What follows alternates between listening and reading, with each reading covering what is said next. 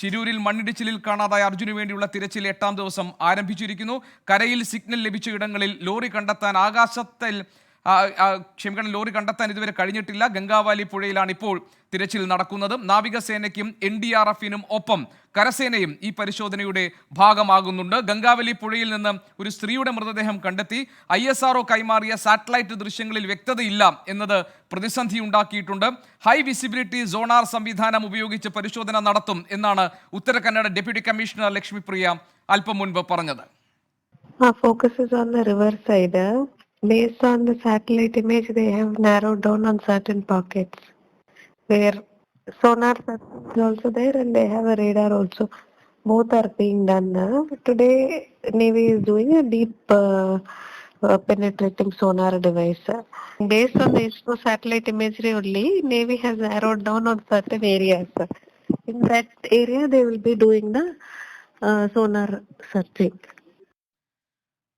ഉത്തര Kannada deputy commissioner Lakshmipriya സംസാരിച്ചതാണ് ഇപ്പോൾ നമ്മൾ കേട്ടത്. രഞ്ജിത്ത്, ഇസ്രായേൽ ഉൾപ്പെടെയുള്ള രക്ഷാപ്രവർത്തകർക്ക് പ്രവേശനം അനുവദിക്കുന്നില്ല എന്നതും അവിടെ നിന്നും വരുന്നൊരു വിവരമാണ്. നേവിയുടെ കൂടുതൽ സംവിധാനങ്ങൾ തെരച്ചിലിന് വേണ്ടി എത്തിച്ചിട്ടുണ്ട് എന്നാണ് ഉത്തര കന്നഡ ജില്ലാ പോലീസ് മേധാവി P. നാരായണ 24നോട് പറഞ്ഞത്. കേൾക്കാം. Sir, how is the rescue operation going on, sir?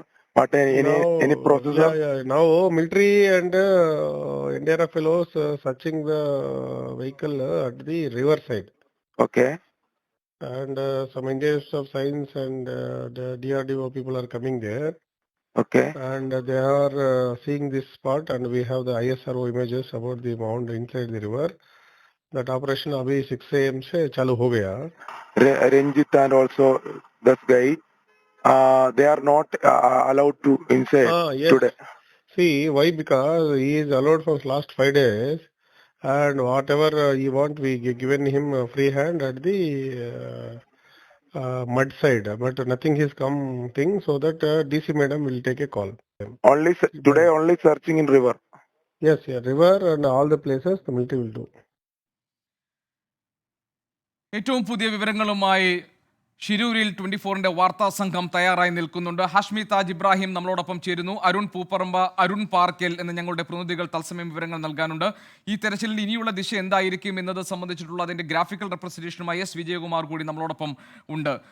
ഞാൻ ആദ്യം പോകുന്നത് ഹാഷ്മി താജ് ഇബ്രാഹിമിലേക്കാണ്. ഹാഷ്മി, ഇത് 8ാം നാളാണ് ഈ തിരച്ചിൽ. ഇപ്പോൾ കൂടുതൽ തിരച്ചിൽ കേന്ദ്രീകരിക്കപ്പെട്ടിരിക്കുന്നത് ഗംഗാവലി പുഴയിലാണ് എന്ന് മനസ്സിലാക്കുന്നു. എന്ന് പറഞ്ഞാൽ ഈ റോഡിന് സൈഡിൽ ഇപ്പോൾ ഇനി ലോറിയെയും അർജുനെയും കണ്ടെത്താനുള്ള സാധ്യത തീരെയില്ല എന്ന നിഗമനത്തിൻ്റെ തീർപ്പിൻ്റെ അടിസ്ഥാനത്തിലാണോ ഗംഗാവലി നദി കേന്ദ്രീകരിച്ചുള്ള പരിശോധനകൾ നടത്തുന്നത്? നാവികസേനയുടെ സംഘം അവിടെ പരിശോധന നടത്തുന്നു എന്നാണ് അറിയാൻ കഴിയുന്നത്. മാത്രമല്ല നിയന്ത്രണങ്ങൾ കുറെ കൂടി കടുപ്പിച്ചിട്ടുണ്ട് എന്നുള്ള വിവരങ്ങളും വരുന്നുണ്ട്. ഹാഷ്മി, ഇപ്പോൾ എന്താണ് അവിടെ സംഭവിക്കുന്നത്? വിശദാംശങ്ങൾ എന്തൊക്കെയാണ്?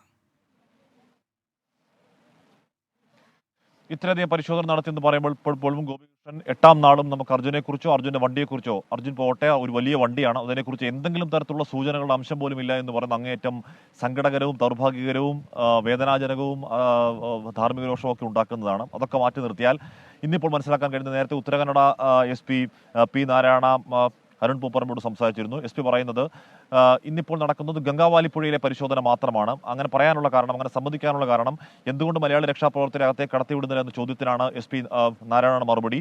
എന്ന് പറഞ്ഞാൽ ഇന്നലെ നടന്നത് കരയിൽ നടന്ന ഓപ്പറേഷനാണ്, മഡിൽ നടന്ന, ചെളിയിൽ നടന്ന ഒരു പരിശോധനയാണ്. അതിനുവേണ്ടി ആയിരുന്നു മലയാളി രക്ഷാപ്രവർത്തകരെ അങ്ങോട്ടേക്ക് കടത്തിവിട്ടത്. ഇന്നിപ്പോൾ കരയിലെ രക്ഷാപ്രവർത്തനം ഏതാണ്ട് പൂർണ്ണമായി തീരുന്നു, അവസാനിക്കുന്നു. ഇന്നിപ്പോൾ ഈ ഗംഗാവാലി പുഴയിൽ മാത്രമാണ് പരിശോധന നടക്കുന്നത് എന്ന് പറയുകയാണ് നാരായണ. അപ്പോൾ ഒരു കാര്യം ഉറപ്പിക്കാം, കര കേന്ദ്രീകരിച്ചുള്ള രക്ഷാപ്രവർത്തനം ഏതാണ്ട് പൂർണ്ണമായി വൈൻഡപ്പ് ചെയ്യുന്നു. ഇനിയിപ്പോൾ ഗംഗാവാലി പുഴയിലേക്ക് ഇറങ്ങുന്നു. ഇപ്പോൾ നാവിക കരസേനകൾ തമ്മിലുള്ള സംയുക്ത ഓപ്പറേഷൻ എന്നൊക്കെ പറയുന്നുണ്ടെങ്കിൽ കൂടിയും കരയിലെ പരിശോധന ഏതാണ്ട് പൂർണ്ണമായി തന്നെ അവസാനിച്ചു എന്നാണ് മനസ്സിലാക്കാൻ. ഇപ്പോഴും കൂടുതൽ വണ്ടികൾ അകത്തേക്ക് പോകുന്നുണ്ട് ഗോപികൃഷ്ണൻ. അതിന് കാരണം ഈ റോഡ് ക്ലിയർ ചെയ്യുക എന്നുള്ളതാണ് അവരുടെ ആദ്യം മുതലുള്ള പ്രയോറിറ്റി. ആ പ്രയോറിറ്റി പ്രകാരം അവിടുത്തെ പരിശോധന പൂർത്തിയാക്കി എന്ന് വരുത്തി ആ റോഡ് ക്ലിയർ ചെയ്യുക എന്നാണ് ഉദ്ദേശം. ഇവിടെ ടാങ്കറുകൾ നീണ്ടു കിടക്കുകയാണ്. അവരുടെ പ്രധാനപ്പെട്ട സാമ്പത്തിക ഇടനാഴികളിലൊന്നാണ്. അവർക്ക് ഈ റോഡ് തുറന്നു കൊടുക്കേണ്ടത് അതിപ്രധാനമാണ്. അവിടെ ഈ ലോറി ഡ്രൈവർമാർ പ്രതിഷേധമൊക്കെ ഉണ്ട്. അതിനോടുള്ള ശ്രമങ്ങളിൽ ഇപ്പോൾ ഈ റോഡ് ക്ലിയർ ചെയ്യുന്ന വാഹനങ്ങളും ഉപകരണങ്ങളുമാണ് അല്പസമയത്തിനകം അങ്ങോട്ടേക്ക് പോയത്. ഇവിടെ നമുക്ക് കാണാം, ഇന്നലെ കണ്ടതിനേക്കാൾ കൂടുതൽ പോലീസ് സന്നാഹം ഇവിടെയുണ്ട്, കൂടുതൽ പോലീസുകാർ ഇവിടെയുണ്ട്. രാവിലെ മുതൽ തന്നെ, രാവിലെ 6 മണിക്ക് നമ്മളിവിടെ വന്നതാണ്. രാവിലെ മുതൽ തന്നെ ഈ സംവിധാനം ഇവിടെയുണ്ട്. അറിയാതെ പോലും ഒരു മാധ്യമപ്രവർത്തകനോ ഒരു രക്ഷാപ്രവർത്തകനോ അകത്തേക്ക് പോകരുത് എന്ന വാശി, ഒരു കടുത്ത വാശി ഇന്ന് പോലീസിനുണ്ട്. അത് ഉറപ്പായി മുകളിൽ നീട്ടി നിർദ്ദേശം തന്നെയാകണം. ഇന്ന് അവിടെ നടക്കുന്ന റോഡ് ക്ലിയറൻസിന്റെ ദൃശ്യങ്ങളോ വിവരങ്ങളോ പുറത്തേക്ക് പോകരുത് എന്ന് ആർക്കോ വാശിയുള്ളത് പോലെ തോന്നുന്നു. എന്തായാലും അത് നടക്കട്ടെ ഗോപികൃഷ്ണ, അവരുടെ വാശി നടക്കട്ടെ.